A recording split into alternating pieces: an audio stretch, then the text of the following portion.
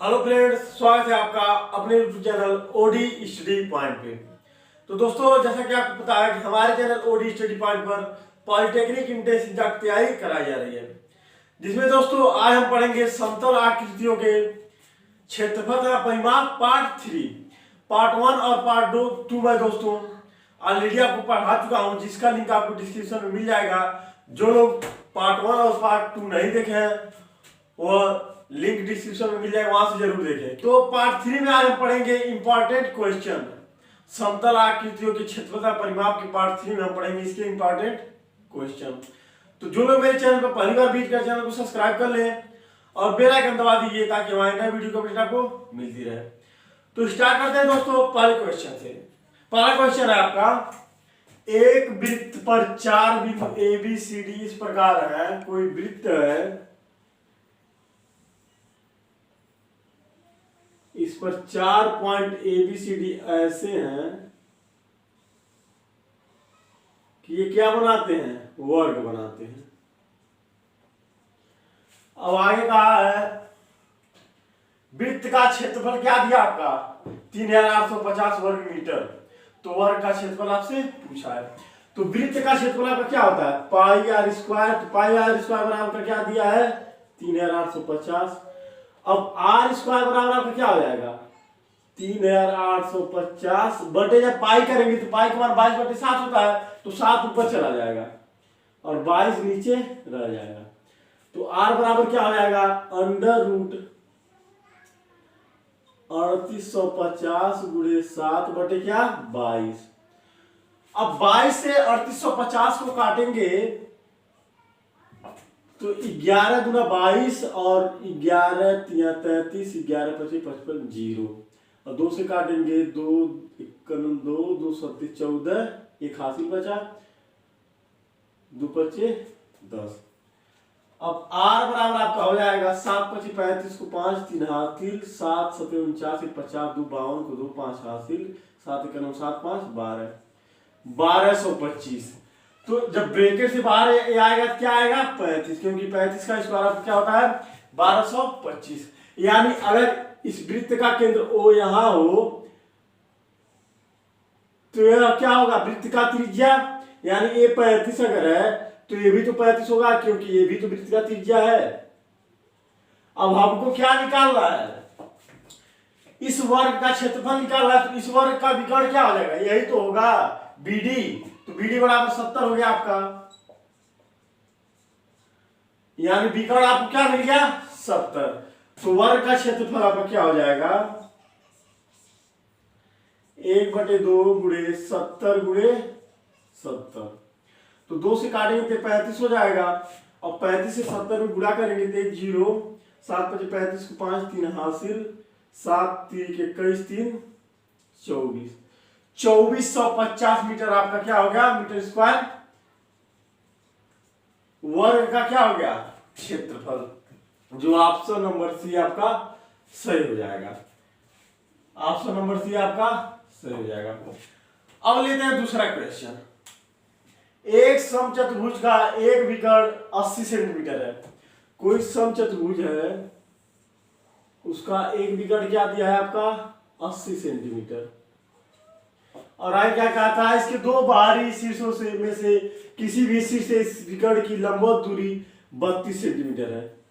यह 32 सेंटीमीटर है, तो यह भी क्या है आपका 32 सेंटीमीटर है। अब आगे क्या है, समचतुर्भुज का क्षेत्रफल ज्ञात करना है। तो इसको ए माने, इसको B C D A point, A माने, इसको एफ माने। तो विकर्ण आपका क्या है 80 और दो शीर्षों की लंबाई क्या है 32। तो आपका समचतुर्भुज का क्षेत्रफल क्या हो जाएगा,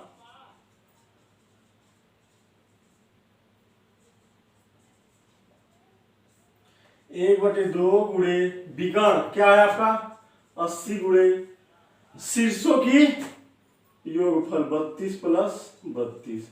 अब इसको खास साल करेंगे तो हो जाएगा 40 और 32 में 32 ऐड करेंगे तो आपका 64 हो जाएगा गुणे 40। तो 1 0 4 चौक के 16 को 6 हासिल, 6 चौक 24 से 25, 2560 सेंटीमीटर स्क्वायर आपका क्षेत्रफल आ गया। 2560 सेंटीमीटर स्क्वायर, यानी ऑप्शन नंबर सी आपका सही हो जाएगा। अब लेते हैं तीसरा क्वेश्चन। 20 सेंटीमीटर के एक वृत्त ए के अंदर दो संकेंद्री वृत्त बी और सी इस प्रकार बनाए गए हैं कि वृत्त ए 3 बराबर क्षेत्रफल में के स्थानों में विभक्त हो जाता है। कोई वृत्त ए बड़ा सा सर्किल है जिसका रेडियस क्या दिया है आपका 20 सेंटीमीटर। इसके अंदर दो वृत्त ऐसे बनाए गए हैं जो इस वृत्त को बराबर भाग में डिवाइड करते हैं। अगर इसको R1 माने तो ये रेडियस आपका क्या हो जाएगा R2 और ये क्या हो जाएगा आपका R3। तो R3 तो हमको पता है, R3 आपका बराबर 20 सेंटीमीटर है। अगर R1 और R2 हम निकाल ले तो अर्धव्यासों का अनुपात हमको पता चल जाएगा, क्योंकि अर्धव्यास बराबर आपको क्या होता है त्रिज्या के, क्योंकि 2R बराबर D के होता है तो D/2 आपको क्या हो जाएगा R के। तो सबसे बड़े वृत्त का क्षेत्रफल आपका क्या हो जाएगा,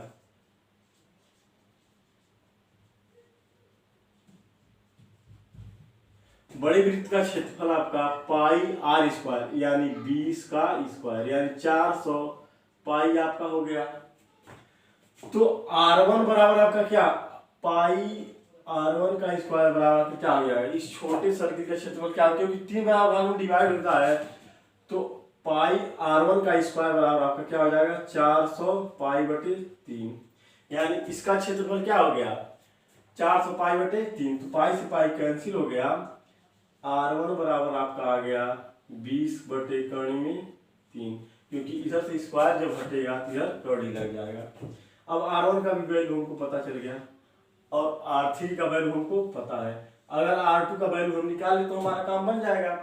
तो पाई R2 का स्क्वायर माइनस R1 का स्क्वायर बराबर किसके होगा आपका 400 पाई बटे 3 के, क्योंकि दोस्तों ये जो बड़ा सर्किल है इस सर्किल में से R2 में से अगर इस एरिया में से अगर हम यह आपका क्षेत्रफल निकाल दें तो इसका आपका पता चल जाएगा। या कर लीजिए इस बड़े क्षेत्रफल में से जब तक हम इसको नहीं घटाएंगे इसका क्षेत्रफल हमको नहीं पता चलेगा।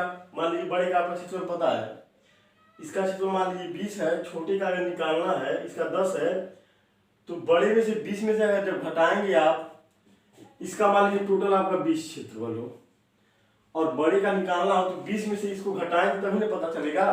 तो वही आपका पाई R2 का स्क्वायर माइनस R1 का स्क्वायर आपका हो जाएगा 400 पाई बाई 3।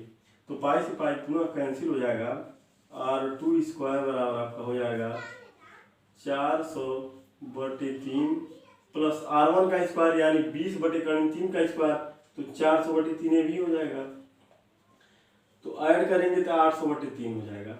इधर से जब स्क्वायर हटेगा तो इधर कड़ी लग जाएगा, तो आपका कड़ी में 800 बटे कड़ी में 3 हो जाएगा, यानी 20 कड़ी में 2 बटे कड़ी में 3 हो गया। यानी R2 का भी वैल्यू हमको पता चल गया, कितना आ गया 20 कड़ी में 3 बटे कड़ी में 2 बटे सॉरी कड़ी में 2 है, कड़ी में 2 बटे कड़ी में 3। अब हमको क्या निकालना है अर्धव्यासों का अनुपात, यानी R1 अनुपाते R2 अनुपाते R3 हमको निकालना है। तो R1 का वैल्यू आपका क्या है 20 बटे कड़ी में 3,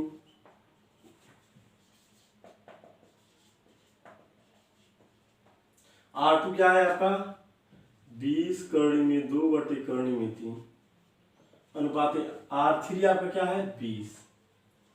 तो अगर टोटल में हम कड़ी 3 बटे 20 से गुणा कर दें तो ये क्या हो जाएगा आपका 1 हो जाएगा अनुपाते, यह क्या हो जाएगा आपका कड़ी में 2 और यह क्या हो जाएगा आपका कड़ी में 3।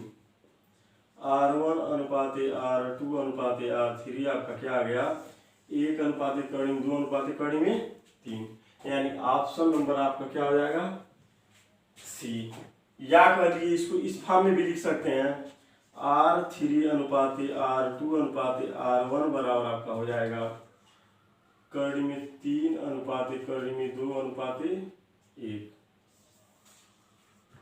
जो ऑप्शन नंबर सी आपका सही हो जाएगा। अब लेते हैं चौथा क्वेश्चन।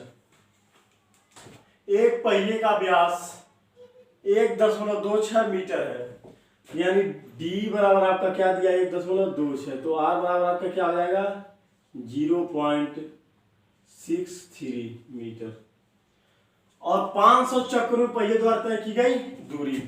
तो चूंकि एक चक्कर में कितना चलेगा अपने परिधि के बराबर, यानी 2 पाई r के बराबर चलेगा एक चक्कर में, तो 2 गुणे 22/7 गुणे r का वैल्यू क्या है 0.63। अगर 500 चक्कर चल रहा है तो आपका क्या हो जाएगा 2 गुणे 22/7 गुणे 0.63 गुणे 500 हो जाएगा, क्योंकि एक चक्कर में आपका पहिया कितना चलेगा एक परिधि के बराबर, और परिधि बराबर क्या होगा 2 पाई r। तो 500 चक्कर चल रहा है तो 500 से हमने गुणा कर दिया। और वृत्त का आपको क्या दिया था, ये व्यास दिया था d, तो r बराबर क्या हो जाता है d/2 हो जाता है, यानी 0.63 मीटर आपका हो जाएगा। अब इसको सॉल्व करते हैं तो पहिए द्वारा चलिए कुल दूरी आपको ज्ञात हो जाएगा। तो 7 9 63 हो जाएगा, 0.9 हो जाएगा ये आपका, 22 गुणे 9 5 45 और ये 0, यानी एक अंक पे 10 होगा 45 हो गया। अब गुणा करेंगे 45 गुणे 44 से आएगा 44 गुणे 45, 5 चौके 20 की 0 2 5 चौके 20 2 22, 4 चौके 16 6 88, 4 चौके 16 17, 0 6 2 8 7 2 9, 1980 मीटर आपका हो गया।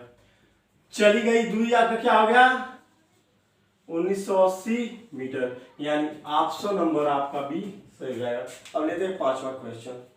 यदि एक आयत का विकर्ण 13 सेंटीमीटर तथा इसका परिमाप 34 सेंटीमीटर हो तो आयत का क्षेत्रफल ज्ञात कीजिए। कोई आयत है, इसका विकर्ण कितना दिया है 13। अगर आयत की लंबाई l माने चौड़ाई b माने तो l square plus b square बराबर क्या हो जाएगा 13 का स्क्वायर, क्योंकि ये कर्ण होगा a b c d, ये आपका कर्ण है ac, तो ac का स्क्वायर बराबर क्या होगा आपका ab का स्क्वायर प्लस bc का स्क्वायर, तो l square plus b square बराबर आपका आ गया 169। अब आपका परिमाप कितना दिया है 34, यानी 2l प्लस b बराबर आपका 34 दिया है, तो l प्लस b आपका क्या हो जाएगा 17, l प्लस b आपका 17 आ गया। और हमको क्षेत्रफल निकालना है, यानी l इंटू बी का वैल्यू हमसे फाइंड आउट करने के कहा है, तो इसका स्क्वायर करेंगे, l प्लस b का स्क्वायर करेंगे तो क्या आ जाएगा l square plus b square plus 2lb, यानी 17 का स्क्वायर बराबर क्या हो जाएगा आपका l square plus b square, यानी 169 प्लस 2lb।